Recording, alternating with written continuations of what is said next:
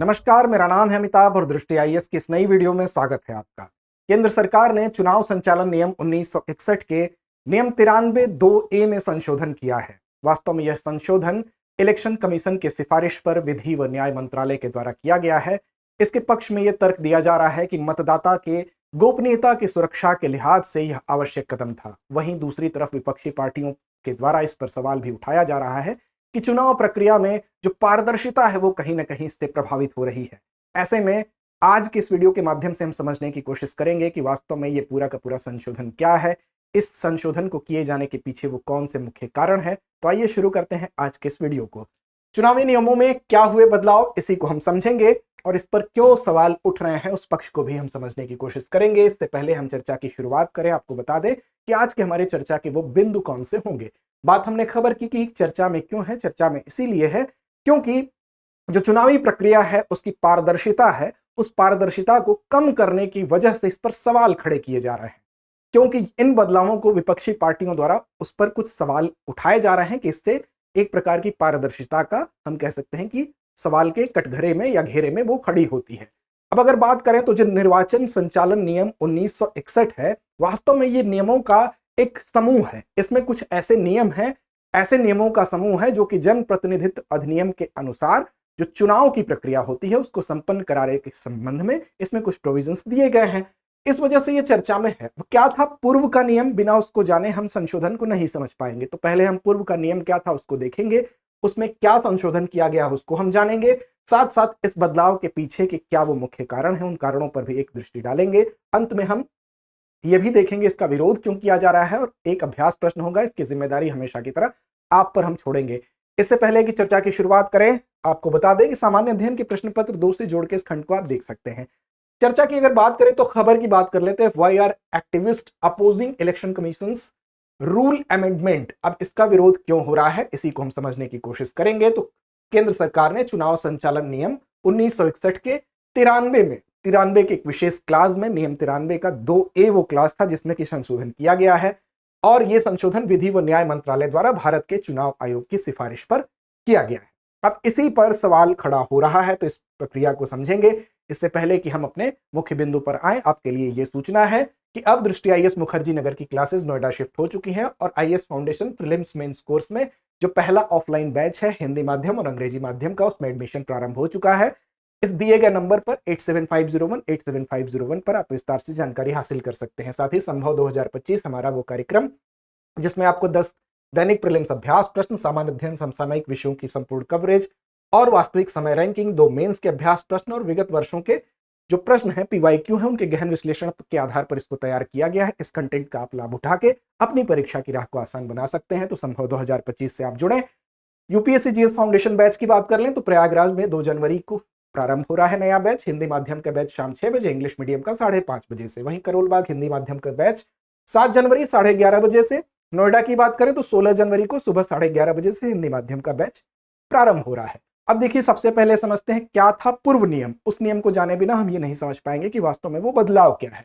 तो पहले का नियम ये था कि जो भी दस्तावेज होते थे, चुनाव प्रक्रिया जब संपन्न होती है तो उसमें ढेर सारे कागजात होते हैं जो इस्तेमाल किए जाते हैं। अब वो सारे के सारे दस्तावेज जो होते हैं उन दस्तावेजों को कस्टडी में रखा जाता है, उसकी गोपनीयता को ध्यान में रखते हुए, क्योंकि वो ऐसे दस्तावेज होते हैं कि वो शुचिता भंग न होने पाए, इसलिए वो सबके लिए सार्वजनिक नहीं किए जा सकते हैं, इसलिए उनको कड़ी सुरक्षा में रखा जाता है। अब देखिए, जो रिटर्निंग अफसर बनाए जाते हैं चुनावों के दौरान, चुनाव अधिकारी होते हैं, उनकी कस्टडी में चुनाव से जुड़े हुए ये ढेर सारे रिकॉर्ड्स रखे जाते हैं ताकि बाद में अगर सवाल उठे तो उसके आधार पर यह देखा जा सके कि यह शुचिता बनी हुई है या शुचिता भंग हुई थी, किसी प्रकार की हेरफेर हुई थी।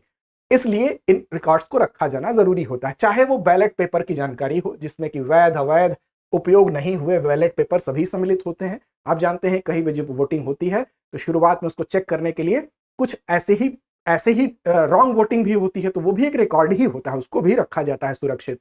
साथ ही साथ जो पेपर स्लिप होगी, किसी भी प्रकार की पेपर स्लिप होगी, प्रिंट की हुई पेपर स्लिप होगी या ईवीएम वीवीपैट से जो निकली हुई पेपर स्लिप होगी, इन सबको सुरक्षित रखा जाता है।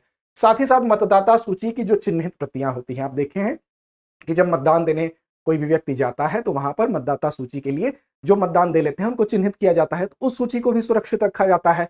साथ ही फॉर्म 17A में क्या होता है, मतदाताओं का रिकॉर्ड होता है कि किन किन मतदाताओं ने वोट दिया, तो फॉर्म 17A को भी सुरक्षित रखा जाता है। और कुछ घोषणाएं और हस्ताक्षर जो मतदाताओं द्वारा की गई होती हैं, उनके सिग्नेचर उस पर होते हैं, उसको भी रखा जाता है। और ये सारे के सारे दस्तावेज जो होते हैं, ये कोई भी सक्षम न्यायालय होगा, जैसे कोर्ट है, उसके आदेश के बाद किसी भी व्यक्ति के सामने प्रस्तुत किए जा सकते हैं। बगैर उसके आदेश के ये प्रस्तुत नहीं किए जा सकते हैं। तो हम कह सकते हैं कि इनकी शुचिता के कारण इसको गोपनीय तरीके से रखा जाता है। ईवीएम या वीवीपैट की निगरानी भी इसी प्रकार की जाती है। ईवीएम और वीवीपैट से जुड़े जितने भी डाटा होते हैं, चाहे वो मशीनों की सुरक्षा हो गई या उससे संबंधित अन्य डाटा होते हैं, उसको भी सुरक्षित रखा जाता है। बिना कोर्ट या सक्षम प्राधिकारी के आदेश के आप इन जानकारी और इन डाटा को भी किसी के सामने पेश नहीं कर सकते। और इसके पीछे का उद्देश्य क्या है, तो उद्देश्य यही है कि चुनाव प्रक्रिया की जो गोपनीयता होती है, जो शुचिता होती है, उसको बरकरार रखा जाए। साथ ही साथ मशीनों से किसी भी प्रकार का छेड़छाड़ या कोई भी उसका गलत इस्तेमाल ना कर सके, इसलिए ये प्रक्रिया अपनाई जाती है। साथ ही साथ जो दस्तावेज होते हैं उनकी सार्वजनिक उपलब्धता का भी प्रावधान चुनाव संचालन नियम 93 नियम 2A, इस नियम की बात हो रही मुख्य रूप से। इसमें एक प्रोविजन ये किया गया, जो चुनाव में कुछ ऐसे दस्तावेज हैं जिसकी उपलब्धता का भी प्रोविजन किया गया, मतलब वो उपलब्ध हो सकते हैं। ये पहले का जो नियम था, इसमें ये एक प्रचलन था कि चुनाव संचालन नियम का जो नियम 93 था, इसका जो विशेष नियम 2A 93 2A था, इसमें कुछ ऐसी कंडीशन होती थी, कुछ ऐसी शर्तें होती थी जिसके तहत चुनाव आयोग इन दस्तावेजों को सार्वजनिक कर सकता था, सार्वजनिक उपलब्धता की अनुमति दे सकता था। लेकिन उसके लिए क्या आवश्यक था, कोर्ट का आदेश आवश्यक था। अगर कोर्ट आदेश करता तब कुछ कंडीशंस के साथ इसको उपलब्ध कराया जा सकता था। कुछ निश्चित इसके लिए फीस जमा करनी होती थी, इसकी जो निश्चित प्रक्रिया होती थी उसको अपनाने के बाद। अब इसके बाद चुनाव से जुड़े जो दस्तावेज होते थे उसकी प्रतियां उपलब्ध कराई जा सकती थी। लेकिन अब क्या हालिया संशोधन हुआ, अब सवाल यह उठता है। तो देखिए, हालिया संशोधन यही हुआ कि जो 93, इसका नियम 93 था, उसका क्लास 2A था। बेसिकली इसके तहत क्या होता था, कुछ कंडीशन में कुछ दस्तावेज जो थे उनको सार्वजनिक करने की व्यवस्था थी। लेकिन अब इसी में एक वाक्य जोड़ने के बाद एक बदलाव आया है। अब वाक्य ये जोड़ दिया गया है कि जैसा कि इन नियमों में निर्दिष्ट है। इसका मतलब कि इससे पहले जो नियम में, जो लिस्ट में जिन चीजों के बारे में निर्दिष्ट किया गया है, निर्देश दिया गया है, उसके अलावा किसी भी चीज को सार्वजनिक नहीं किया जा सकता। इसका मतलब हुआ कि अब केवल उन्हीं दस्तावेजों की उपलब्धता होगी जो पहले से इन नियमों में स्पष्ट रूप से बताए गए हैं। बिना मेंशन किए गए किसी भी दस्तावेज को सार्वजनिक तौर पर या विशेष प्रयोजन के बाद उपलब्ध नहीं कराया जाएगा। उदाहरण के लिए, पहले किसी व्यक्ति को चुनाव प्रक्रिया से जुड़े सीसीटीवी फुटेज या वीडियो की रिकॉर्डिंग मांगने की जानकारी मांगने का अधिकार था। लेकिन अब जो प्रोविजन, ये संशोधन किया गया है, अब ये फुटेज या वीडियो रिकॉर्डिंग उपलब्ध नहीं होगी, क्योंकि ये नियमों में पहले से निर्दिष्ट जो कैटेगरी है उस कैटेगरी में ये सीसीटीवी फुटेज शामिल नहीं है। तो ये इस वजह से संशोधन के बाद से ये परिवर्तन आया है। अब क्यों ये परिवर्तन आया, इसकी पृष्ठभूमि पर एक नजर डालते हैं। ऐसा क्यों उठाया गया कदम? दरअसल एक याचिका दायर की गई थी। ये याचिका कहां दायर की गई थी? हरियाणा विधानसभा से जुड़े हुए कुछ दस्तावेज थे जिसमें कि सीसीटीवी फुटेज भी शामिल था। तो एक याचिकाकर्ता थे महमूद प्राचा, इन्होंने अपनी याचिका में इसको उपलब्ध कराने की बात कही थी पंजाब और हरियाणा हाईकोर्ट में। तो चुनाव हाईकोर्ट ने कहा कि जो चुनाव आयोग है उसको निर्देश दिया हाईकोर्ट ने कि आप याचिकाकर्ता महमूद प्राचा के याचिका के आधार पर हरियाणा विधानसभा चुनाव से जुड़े जो दस्तावेज हैं जिसमें कि सीसीटीवी फुटेज भी शामिल है, इसको आप उपलब्ध कराएं। अब सीसीटीवी फुटेज को भी चुनाव संचालन नियम 1961 के 93(2) के अंतर्गत मान्य दस्तावेज यहां पर हरियाणा, पंजाब और हरियाणा हाईकोर्ट के द्वारा माना गया। इसी कारण से अब इस पर विशेष संज्ञान लेते हुए इसमें संशोधन करने का प्रोविजन किया गया है। इसी के बाद इस संशोधन की आवश्यकता महसूस की गई। क्यों महसूस की गई, उसके पीछे के कारणों को समझते हैं। तो देखिए, एक तो स्पष्टता की आवश्यकता की बात कर लें तो चुनाव संचालन नियम में जिसमें चुनावी दस्तावेज शब्द इस्तेमाल किया गया, चुनावी दस्तावेज का उल्लेख किया गया है, तो इसमें यह स्पष्ट नहीं था कि इसमें इलेक्ट्रॉनिक रिकॉर्ड जो होते हैं जैसे कि सीसीटीवी फुटेज है वो शामिल है या नहीं है। तो इस वजह से संशोधन को यहां पर स्पष्ट करते हुए इसमें बताया गया कि देखिए, इसमें वही चीज शामिल होगी जिसमें स्पष्ट रूप से उसमें पहले से वर्णन किया गया है।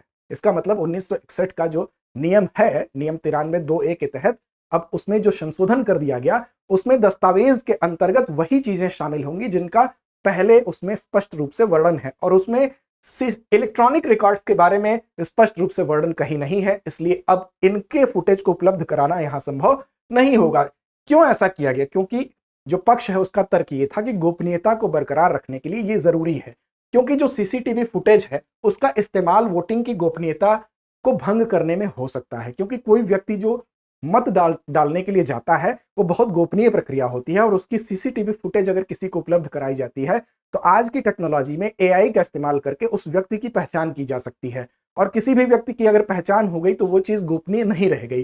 तो इस आधार पर कहा गया कि यहां पर मतदाता पहचाने जाएंगे तो गोपनीयता भंग होगी।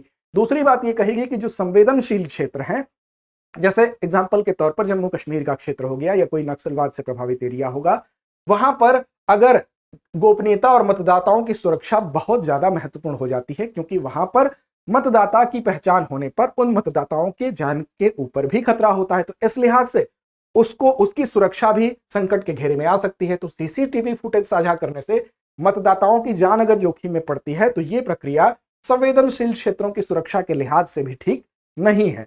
साथ ही साथ चुनाव प्रक्रिया के दुरुपयोग को रोकना भी इसमें शामिल है। क्या है? तो जो पोलिंग स्टेशन के अंदर की फुटेज है उसका कोई भी दुरुपयोग कर सकता है, वो सारी चीजें जान सकता है, वो आपके चुनावी प्रक्रिया की गोपनीयता भंग होने के साथ साथ आपके आगामी जो चुनाव है उस पर प्रभाव पड़ सकता है।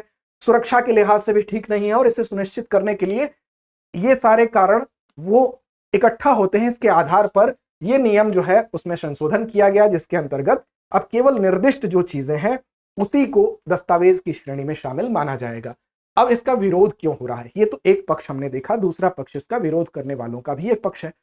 उनका क्या कहना है? उनका यह कहना है, विशेष रूप से जो आरटीआई कार्यकर्ता हैं वो कहते हैं कि जो नियम 93 है वो चुनावों के संदर्भ में सूचना के अधिकार जैसा है। जिस प्रकार हम किसी भी विषय में अगर चीजें स्पष्ट नहीं है तो सूचना के अधिकार के तहत हम जानकारी मांग लेते हैं, उसके आधार पर हमें जानकारी प्रदान भी की जाती है। तो उनका यह कहना है कि जो नियम 93 का क्लास 2A था, पूर्व में जो उपस्थित था, वो बेसिकली आरटीआई के जैसा ही था, और चुनाव प्रक्रिया से जुड़े जो भी दस्तावेज हैं उसकी सार्वजनिक उपलब्धता अगर कम होगी तो इससे कहीं ना कहीं जो ट्रांसपेरेंसी है उसको झटका लगेगा, पारदर्शिता को झटका लगेगा। साथ ही साथ महत्वपूर्ण दस्तावेजों पर अगर रोक लगेगा, जैसे पर्यवेक्षकों की रिपोर्ट हो गई, मतदान डायरियां हो गई, इंडेक्स कार्ड हो गए, इन सारे दस्तावेजों तक अब पहुंच जो है वो मुश्किल होगी। साथ ही साथ ऐसे दस्तावेजों की उपलब्धता चुनाव की निष्पक्षता की जांच करने के लिए आवश्यक है। अब ये दस्तावेज ही उपलब्ध नहीं होंगे तो चुनाव की निष्पक्षता पर सवाल उठ सकता है, दूसरे पक्ष का कहना है। सुप्रीम कोर्ट में विपक्षी दलों द्वारा इसको चुनौती भी दी गई, और इन नियमों में बदलाव को अदालत में अब चुनौती दी जा चुकी है, और अन्य दल भी इसके लिए विरोध अपना दर्ज कर रहे हैं। उनका यह कहना है कि अगर ये बदलाव करने ही थे तो इसके लिए एक सहमति होनी चाहिए, एक चर्चा होनी चाहिए। बिना परामर्श के एक तरफा निर्णय कहीं ना कहीं लोकतंत्र को कमजोर करता है, तो इसका कदम को उठाने से पहले एक आम सहमति बनाना आवश्यक था, परामर्श आवश्यक था। तो ये दूसरे पक्ष का अपना एक सोचना था, उनका भी अपना ये तर्क था। तो ये कुल मिला के आज का ये मुद्दा है, आज का ये मसला है। अंत में हम आते हैं आज के अभ्यास प्रश्न पर, इसकी जिम्मेदारी हम छोड़ते हैं आपके ऊपर। प्रश्न है कि हाल ही में किस कोर्ट द्वारा चुनाव आयोग को सभी दस्तावेज साझा करने का आदेश दिया गया था? विकल्प आपके सामने है, supreme court, Delhi high court, Punjab और हरियाणा हाई कोर्ट या महाराष्ट्र हाई कोर्ट। तो उम्मीद ही नहीं विश्वास है इस प्रश्न का सही और सटीक जवाब आप जरूर देंगे। लड़ते रहें अपने लक्ष्य की ओर बढ़ते रहें।